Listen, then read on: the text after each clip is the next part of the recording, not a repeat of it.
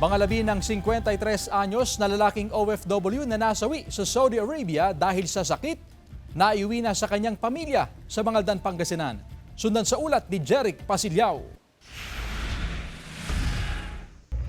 Hindi na muling mayayakap pa ng pamilya si Rafika ng Barangay Alitaya, Mangaldan, Pangasinan ang kanilang 53 anyos na kaanak na OFW matapos masawi sa Saudi Arabia dahil sa hypertension.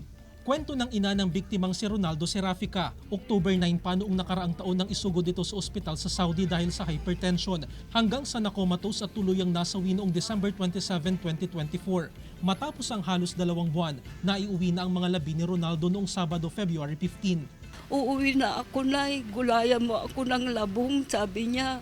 Kahit walang sahog. Basta gulayan mo lang ako ng labong. Oo, anak, labong lang pala ang hingi mo. Pero paano ko igugulayan ng labong ipatay ng anak ko? Plano na raw sana ng biktima na umuwi sa bansa noong Desyembre pero sa hindi inaasahang pangyayari ay bigla itong nasawi. 15 taon na raw sa Saudi ang biktima at nagtrabaho bilang isang barbero. Nang tumama ang pandemya, nagsara raw ang kumpanyang kanyang pinapasukan at dahil sa kawalan daw ng pera, hindi nagawang makauwi ng biktima.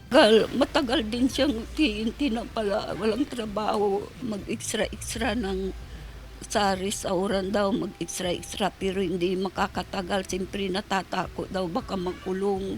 Samantala, lubos naman ang pasasalamat ng pamilya ng biktima sa mga otoridad lalo na sa OFW Help Desk ng Mangaldan na naging tulay upang agad na maiuwi ang mga labi ng biktima. Tiniyak naman ng OFW Help Desk na magpapaabot sila ng tulong lalo na sa pagpapalibing sa biktima. Kayo po ay agaran din pong umaksyon at nakipag-ugnayan sa mga ahensya para idulog po at hingin din po yung kanilang mabilisang aksyon para nga maiuwi kaagad yung ating kababayan. Kasama si Henry Duminsil, Jeric Pasilyao, 1 North Central Luzon.